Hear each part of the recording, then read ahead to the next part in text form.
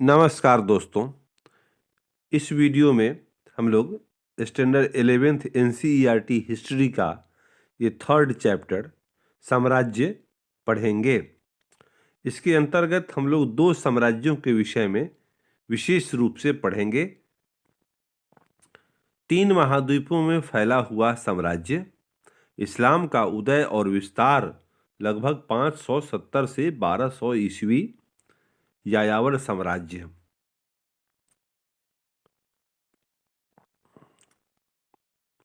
साम्राज्य मेसोपोटामिया में साम्राज्य स्थापित होने के 2 सहस्राब्दी बाद तक उस क्षेत्र तथा उसके पूर्व और पश्चिम में साम्राज्य निर्माण के विविध प्रयत्न होते रहे।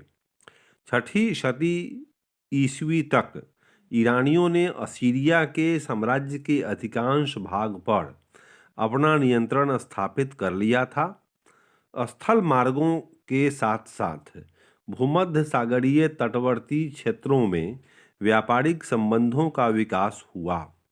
इन परिवर्तनों के फलस्वरूप व्यापार में सुधार हुआ और इस वजह से पूर्वी भूमध्य सागरीय क्षेत्र में यूनानी नगर तथा उनकी बस्तियों को लाभ हुआ। उन्हें काला सागर के उत्तर में रहने वाले यायावर लोगों के साथ घनिष्ठ व्यापारिक संपर्क से भी बहुत फायदा हुआ। यूनान में अधिकांश समय तक एथेंस और स्पार्टा के नगर राज्य नागरिक जीवन के केंद्र बने रहे। चतुर्थ शती ईस्वी के उत्तरार्ध में यूनानी राज्यों में मेसिडोन के राज्य के राजा सिकंदर ने कई सैन्य अभियान किए और उत्तरी अफ्रीका, पश्चिमी एशिया व ईरान तथा भारत में व्यास तक के क्षेत्र को जीत लिया। भारत में व्यास क्या है? तो व्यास एक नदी है, वहां तक के मैदान को जीत लिया। उसके सैनिकों ने और आगे पूर्व में जाने से मना कर दिया। सिकंदर का सैन्य दल पीछे मुड़ गया, यद्यपि कई यूनानी इस क्षेत्र में ही रह गए। सिकंदर के नियंत्रण में इस पूरे क्षेत्र में यूनानियों और स्थानीय लोगों में आदर्शों और सांस्कृतिक परंपराओं का आदान प्रदान हो रहा था। पूरे क्षेत्र का यूनानीकरण हो गया, जिसे अंग्रेजी में हेलेनाइजेशन कहा जाता है। यूनानीकरण हो गया, यूनान का प्रभाव पूरे क्षेत्र में पड़ गया और इस घटना को अंग्रेजी में हेलेनाइजेशन कहा जाता है। हेलेनाइजेशन का मतलब क्या हुआ? तो यूनानीकरण हो गया था उसके आसपास के इलाकों का, उसी घटना को हेलेनाइजेशन कहते हैं। यूनानीकरण का मतलब हुआ यूनान की कला संस्कृति, यूनान की राजनीतिक व्यवस्था, सबका प्रभाव पड़ा था उस इलाके में, क्योंकि यूनानियों को हेलेनीज कहते थे। यूनानी भाषा इस क्षेत्र की एक जानी पहचानी भाषा बन गई। लेकिन सिकंदर के साम्राज्य की यह राजनीतिक एकता उसकी मृत्यु के तुरंत बाद विघटित हो गई। हालांकि इसके 3 शताब्दी बाद तक यूनानी संस्कृति इस क्षेत्र में महत्वपूर्ण बनी रही। इस क्षेत्र के इतिहास में यह काल प्रायः यूनानी काल के नाम से जाना जाता है, लेकिन यह मान्यता यूनानी विश्वासों व विचारों की तरह ही अन्य महत्वपूर्ण संभवतः इससे भी अधिक महत्वपूर्ण संस्कृतियों, मुख्य रूप से ईरान के पुराने साम्राज्य से संबंधित ईरानी संस्कृति की महत्ता को अस्वीकार कर देती है।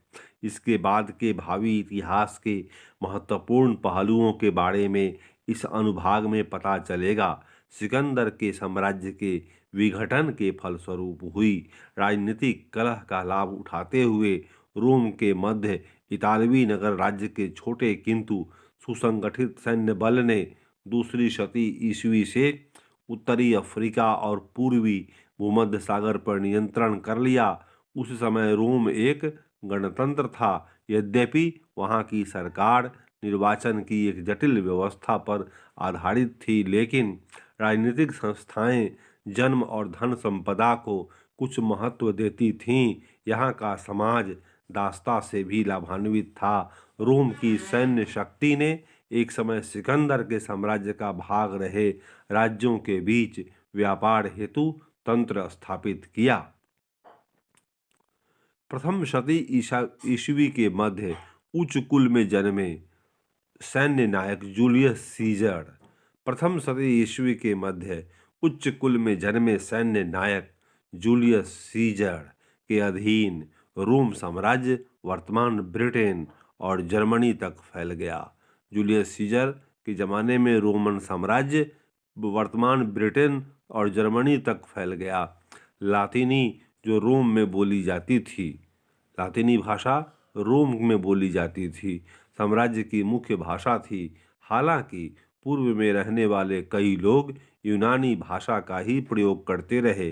रोम के लोगों में यूनानी संस्कृति के प्रति गहरा आदर भाव था। प्रथम शती ईसा पूर्व के अंतिम भाग में साम्राज्य के राजनीतिक ढांचे में परिवर्तन हुए। चतुर्थ शती ईस्वी में सम्राट कॉन्स्टेंटाइन के ईसाई बनने के बाद इस साम्राज्य का काफी हद तक ईसाईकरण हो गया। शासन को सुचारू ढंग से चलाने के लिए चौथी शती ईस्वी में रोम साम्राज्य को पूर्वी और पश्चिमी दो हिस्सों में बांट दिया गया। लेकिन पश्चिम में सीमावर्ती क्षेत्रों गोथ, विसिगोथ, वैंडल व अन्य की जनजातियों तथा रोम के बीच स्थित व्यवस्थाएं बिगड़ने लगीं। ये व्यवस्थाएं व्यापार, सैन्य भर्ती तथा बसने से जुड़ी थीं और जनजातियों ने रोम प्रशासन पर अपने आक्रमणों में वृद्धि कर दी। ये मतभेद बढ़ते गए और साम्राज्य के आंतरिक मतभेदों में जुड़ गए। फलतः 5वीं सदी ईस्वी आते आते पश्चिम का यह साम्राज्य नष्ट हो गया। पूर्व के साम्राज्य की सीमा के अंतर्गत ही जनजातियों ने अपने अपने राज्य स्थापित कर लिए। ईसाई चर्च में प्रोत्साहन पाकर 9वीं शती ईस्वी में ऐसे ही कुछ राज्यों को मिलाकर पवित्र रोमन साम्राज्य की स्थापना की गई। पवित्र रोमन साम्राज्य ने पुराने रोमन साम्राज्य के साथ निरंतरता का दावा किया, कंटिन्यूटी का दावा किया। कोरिंथ नगर का ये भग्नावशेष 7वीं शती ईस्वी और 15वीं शती ईस्वी के बीच रोमन साम्राज्य कुस्तुनतुनिया केंद्रित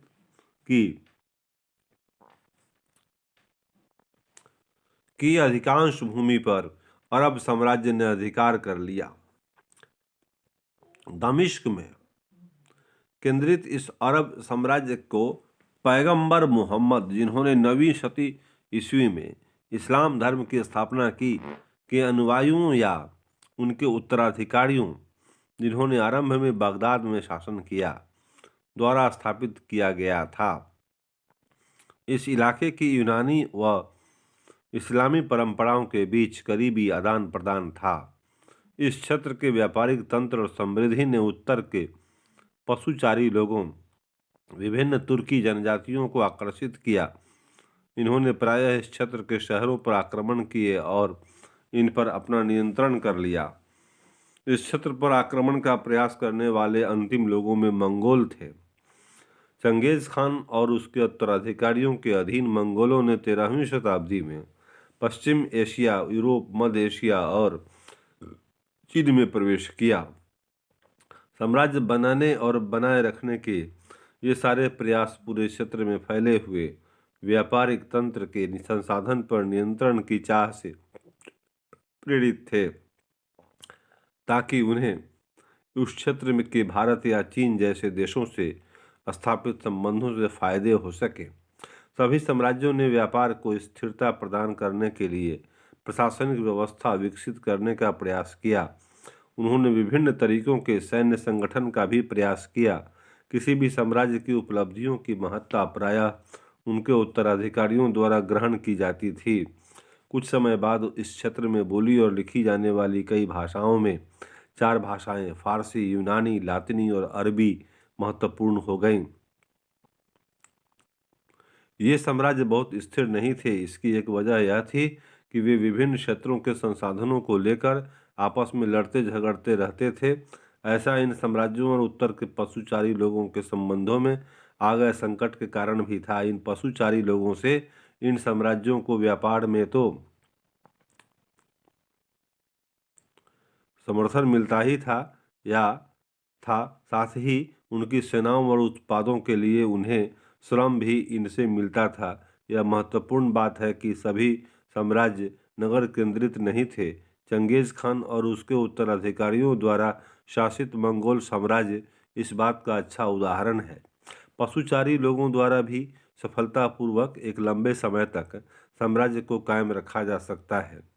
ऐसे धर्म जो अलग अलग भाषाएं बोलने वाले विभिन्न निर्जातीय उत्पत्ति के लोगों को आकर्षित कर सकते थे, विशाल साम्राज्य निर्माण की दृष्टि से बहुत महत्वपूर्ण थे। यह ईसाई धर्म जो प्रथम शती ईस्वी के आरंभिक काल में फिलिस्तीन में उदित हुआ और इस्लाम धर्म जो 7वीं शती ईस्वी में उद्भूत हुआ के विषय में भी सत्य था। कालक्रम 2 लगभग ईसा 100 ईसा पूर्व से 1300 ईस्वी तक। इस कालक्रम के केंद्र बिंदु राज्य और साम्राज्य हैं।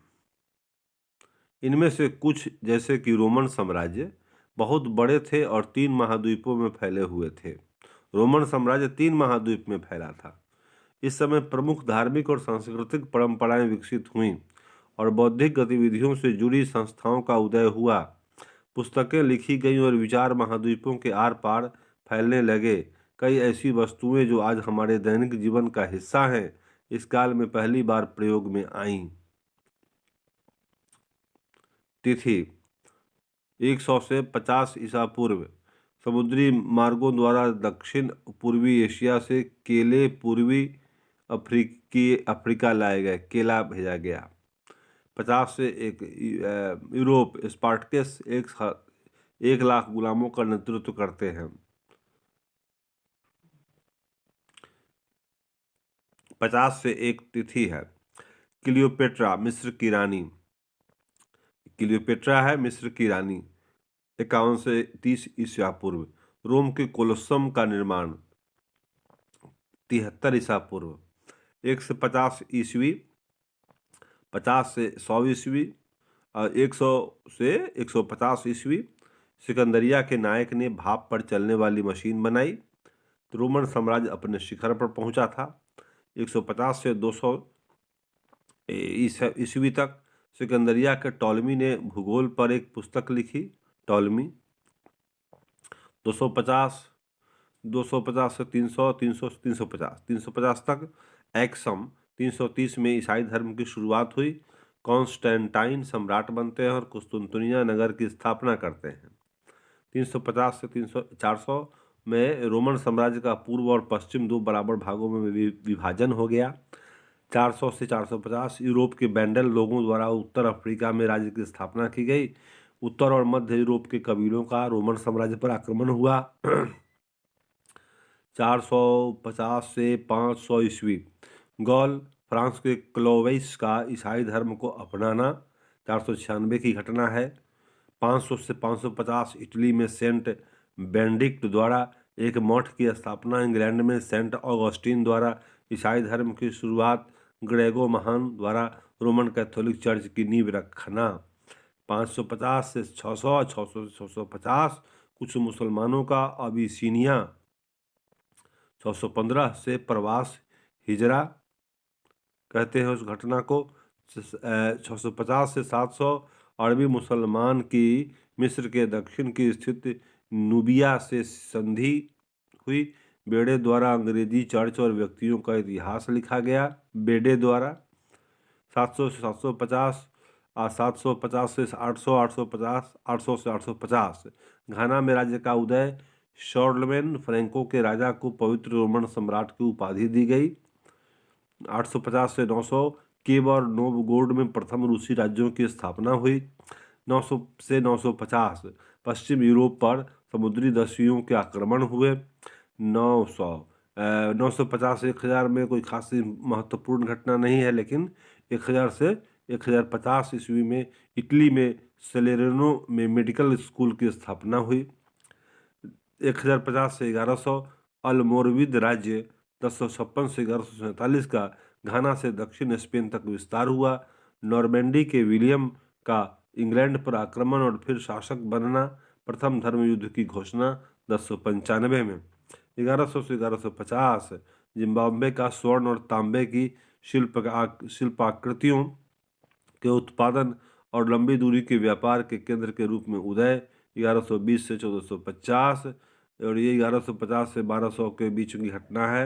नोर्तेदम कैथीड्रल के निर्माण का आरंभ 1163 में।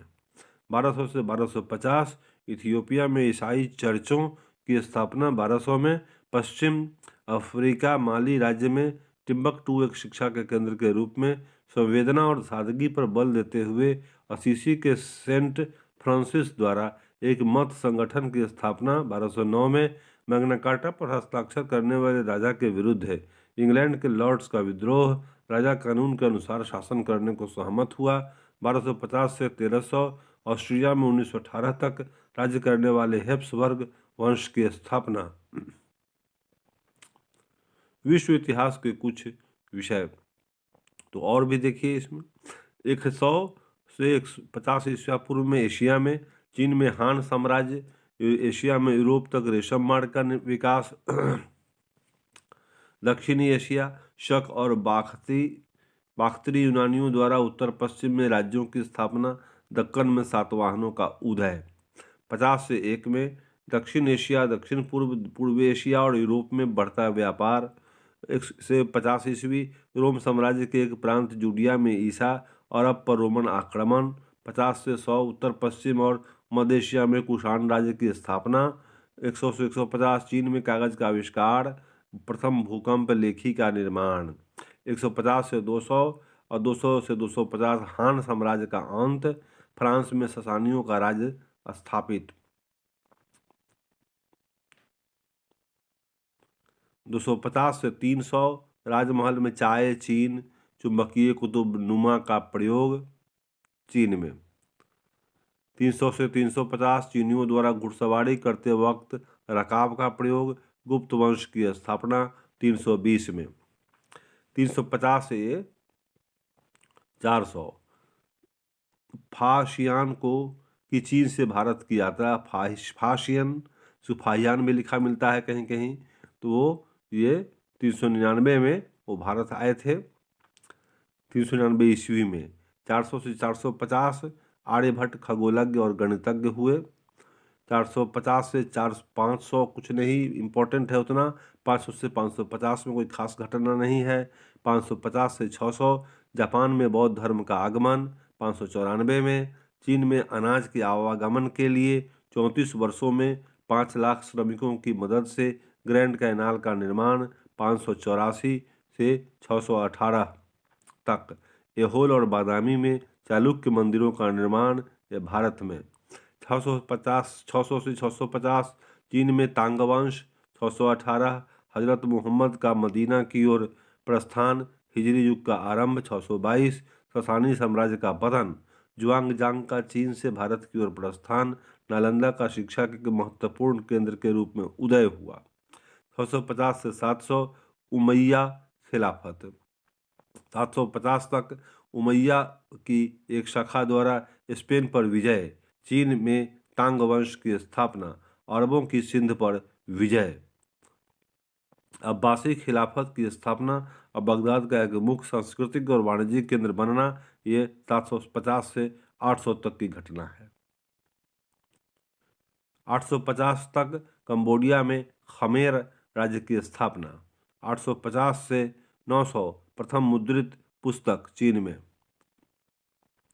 950 से 900 से 950 और 950 से 1000 तक चीन में कागजी मुद्रा का प्रयोग। 1050 तक की घटना है। इब्न सीना एक फारसी डॉक्टर चिकित्सा के ऊपर एक पुस्तक लिखता है जिसका अनुसरण सदियों तक किया जाता है। महमूद गजनी का उत्तर पश्चिम पर आक्रमण, अलबरूनी का भारत आगमन, तंजौर में राजा राजेश्वर मंदिर का निर्माण। 250 से 1100 अल्प अरसालान द्वारा तुर्की साम्राज्य की स्थापना। 1000 से 50 चीन में आतिशबाजी के प्रदर्शन का पहला लिखित विवरण, कलहन द्वारा राजतरंगिणी की रचना। 1150 से 1200 कंबोडिया का अंकोर साम्राज्य अपनी चरम सीमा पर। 1180 अंकोर वाट में मंदिर प्रांगण। 1200 से 1250 चंगेज खान द्वारा सत्ता को सुदृढ़ करना। दिल्ली सल्तनत की स्थापना 1206 में, और 1250 से 1300 चंगेज खान का पोता कुबलाई खान चीन का सम्राट बना। अमीर खुसरो 1253 से 1325 ने कविता और संगीत के नए रूपों की शुरुआत की। कोणार्क का सूर्य मंदिर, ये 1253 से 1325 के बीच की घटना है। कोणार्क का सूर्य मंदिर भी इसी पीरियड में बना। तो ये आपको कालक्रम है महत्वपूर्ण घटनाओं की, इसको याद करें। ये देखिए अब अमेरिका में क्या क्या हुआ, सो आपको इसमें मिलेगा, इसको आप पढ़ें, पूरा लिखा हुआ है ये सब।